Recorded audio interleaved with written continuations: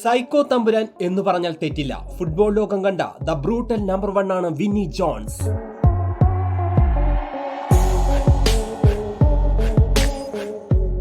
കളിക്കളത്തിൽ റഫായും വയലന്റായും പെരുമാറുന്ന നിരവധി താരങ്ങളെ നമ്മൾ കണ്ടിട്ടുണ്ടാവും.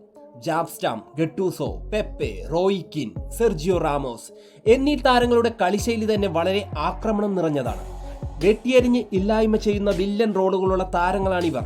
എന്നാൽ ഇവരെക്കാളൊക്കെ ഏറെ കൂടുതൽ ആക്രമണം വിതറുന്ന ആശാനെന്ന് പറയാവുന്ന റൗഡികളുടെ റൗഡിയായി മാറിയ താരമാണ് വിന്നി ജോൺസ്.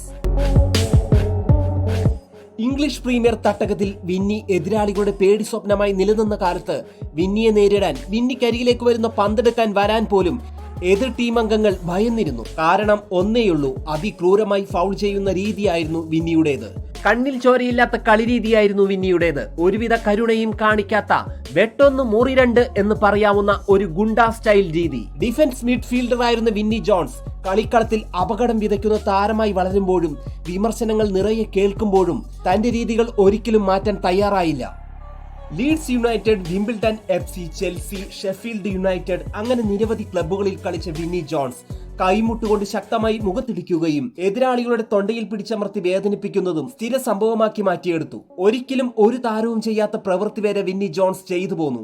എതിരാളികളുടെ സ്വകാര്യ ഭാഗങ്ങളിൽ പോലും പിടിച്ചമർത്തി വേദനിപ്പിച്ചിരുന്നു. ഇത്തരം സൈക്കോ രീതികൾ മാറ്റിക്കൊണ്ടുവരാൻ വിന്നി ഒരിക്കലും ശ്രമിച്ചില്ല.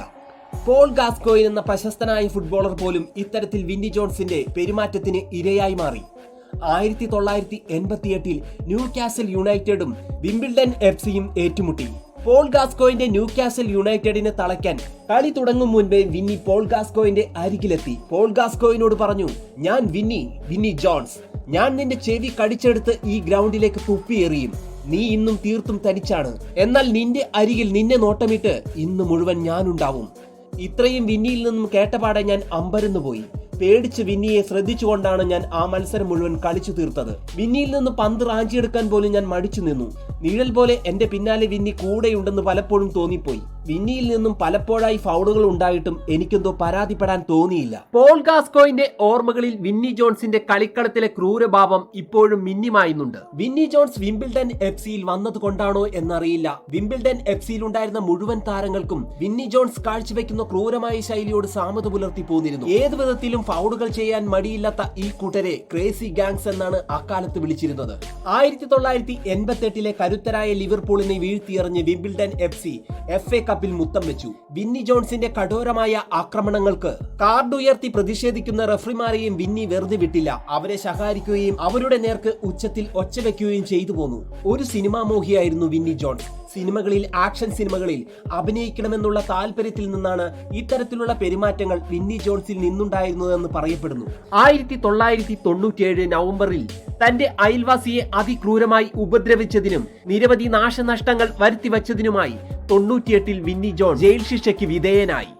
കൂടാതെ 2003 ഒരു വിമാനത്തിൽ വെച്ച് ഒരു യാത്രികനെ മർദ്ദിക്കുകയും വിമാനത്തിൽ വെച്ച് മദ്യപിച്ച് ക്യാബിൻ ക്രൂവിനെ കൊലപ്പെടുത്തുമെന്ന് ഭീഷണിപ്പെടുത്തുകയും ചെയ്ത സംഭവത്തെ തുടർന്ന് $1100 പിഴയും 80 മണിക്കൂർ നീണ്ട കമ്മ്യൂണിറ്റി സർവീസ് ചെയ്യാനുള്ള ശിക്ഷയാണ് കോടതി വിന്നിക്കെതിരെ വിധിച്ചത്.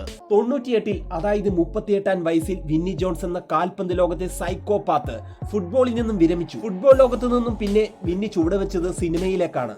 കാത്തിരുന്ന് മോഹിച്ചതുപോലെ സിനിമയിൽ എത്തിച്ചേർന്ന വിന്നി വെള്ളിത്തിരയിൽ മിന്നും വേഷങ്ങൾ ചെയ്തു പോന്നു. വിന്നി ജോൺസിനെ കാത്ത് നിരവധി റോളുകളും ചിത്രങ്ങളും കാത്തിരിപ്പുണ്ടായിരുന്നു. Snatch, the big bounce, X Man, extras, the midnight meat അങ്ങനെ നീളുന്ന ഒട്ടേറെ ചിത്രങ്ങൾ, അതിലെ മികച്ച വേഷങ്ങൾ.